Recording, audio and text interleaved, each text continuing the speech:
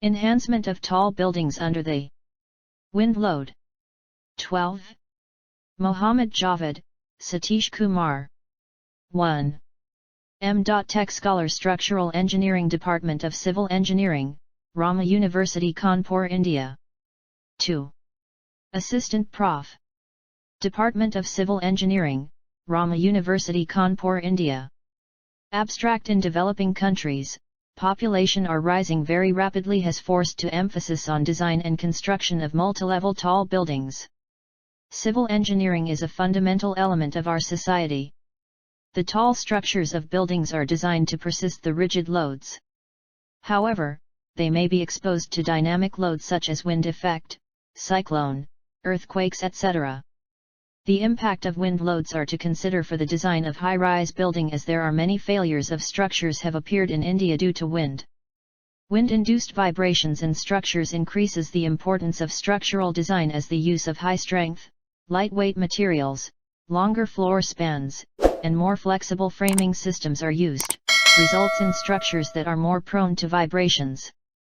From the present study it can be concluded that wind effects are significant compared to gravity effect. This paper discusses these challenges and the engineering solutions that they require to successfully design a tall building which is not only stable, safe, and strong under wind loads but also performs excellently, providing usable and highly functional design structure. Keywords: high-rise building, wind effects. Introduction: due to rapid increase in population, the land area around the world becoming more congested day by day, that increase the demand of taller buildings. It requires expert engineering designs to cater the challenging modern construction market. Wind is created by the difference in pressure on the surface of the earth. It varies with time and space. Due to the unpredictable nature of wind, it is necessary to design the tall structures by considering the critical effects of wind on the structure. Taller the building, the more sensitive it is to wind loads as compared to earthquake loads. Designers are concerned about choosing structural systems that can carry lateral loads as well as ascertain serviceability and occupant comfort requirements. These complexities of wind and the loads it applies on structures should be kept in mind when designing a tall building. High-rise buildings may be considered as a symbol of development and civilization. From structural point of view, these are buildings of which height will be affected by lateral forces resulting from earthquake and wind loads to the extent that such forces will play a major role in the design process. High-rise building construction is a challenging project undertaken by experts and engineers. To build a tall building, one should think of a construction project whose design depends totally on analytical analysis and scaled modeling. The structural engineer should ensure that the structure should be safe and serviceable during its anticipated life, even if it is subjected to wind loads. Wind forms the predominant source of loads. In tall freestanding structures, the knowledge of wind loading on a single tall building or on a group of tall buildings is essential for their economic design. It is the task of the engineer to ensure that the performance of structures subjected to the action of wind will be adequate during their anticipated life. From the standpoint, the purpose of structural control in civil engineering structures is to reduce vibrations produced by external stressors such as earthquake and wind loads, by different techniques such as modifying stiffness, mass, damping, or shape. Structural control methods are typically classified as active, passive, and semi-active techniques. Wind loads on multilevel buildings. The wind load is the most important factor that determines the design of all multilevel buildings. An important problem associated with wind-induced motion of buildings is concerned with human response to vibration and perception of motion. The complexities of wind loading should be kept in mind when applying a design document. These factors have increased the importance of wind in design consideration. The wind is the most powerful force that affecting on tall or high building. Under the action of heavy wind flow, structures experience most common aerodynamic force inducing on high-rise building. 1. A long wind effect. 2. A cross-wind effect. Large wind pressure fluctuations occur on the surface of a building due to the above-mentioned characteristics. As a result, large aerodynamic loads are imposed on the structural system and intense localized fluctuating forces act on the facades. Figure 1. Wind response direction. For estimations of the overall stability of a structure and of the local pressure distribution on the building, knowledge of the maximum steady or time-averaged wind loads is usually sufficient. Wind approaching a building is a complex phenomenon where the flow pattern generated around a building is complicated by the distortion of the mean flow, the flow separation, the vortex formation, and the wake development. Wind speed at nice heights higher than the surface of the world, where resistance effects are negligible, air movements are driven by pressure gradients within the atmosphere, which successively are the physics consequences of variable star heating of the world. This upper-level wind speed is thought because the gradient winds speed.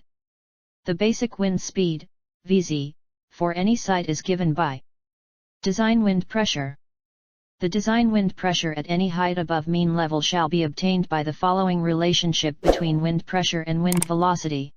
Pz equals 0.6 Vz2, where Pz equals design wind pressure in n/m2 at height z, mvz equals design wind velocity in m. Force-based, limit state, design criteria for wind. 3.1 Wind loads. Force-based, limit state, design criteria for wind. 3.1 Wind loads. Force-based, limit state, design criteria for wind. 3.1 Wind loads. Force-based design criteria for wind load. In terms of designing a tall building for lateral wind loads using force-based methods, the following design criteria need to be satisfied.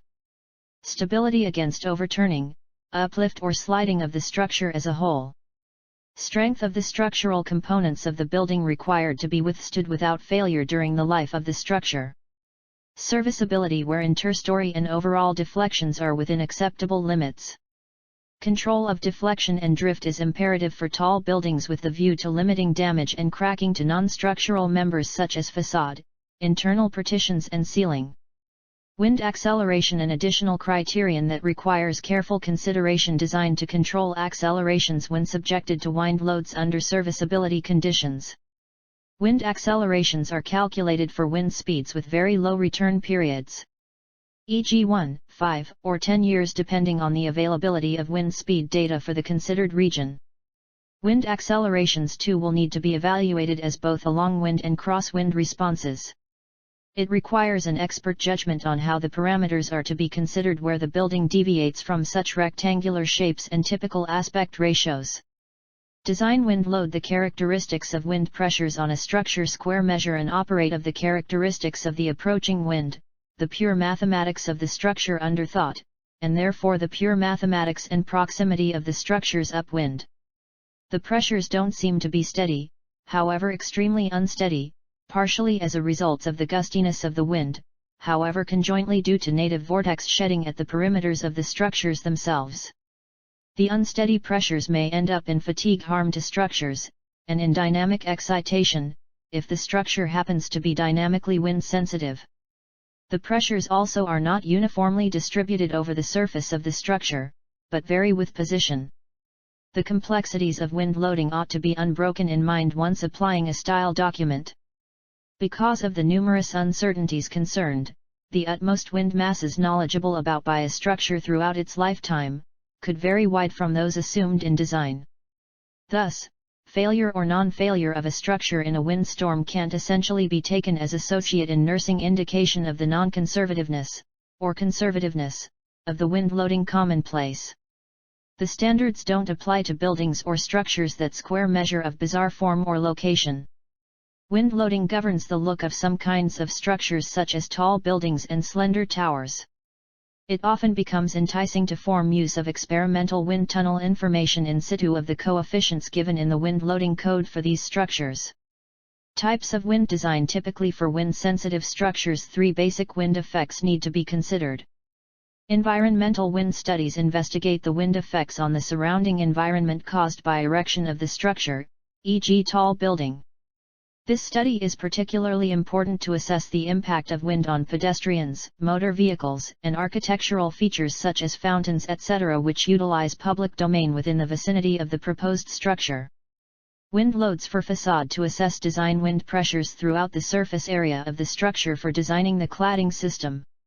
Due to the significant cost of typical facade systems in proportion to the overall cost of very tall buildings, engineers cannot afford the luxury of conservatism in assessing design wind loads. With due consideration to the complexity of building shapes and dynamic characteristics of the wind and building structures, even the most advanced wind codes generally cannot accurately assess design loads.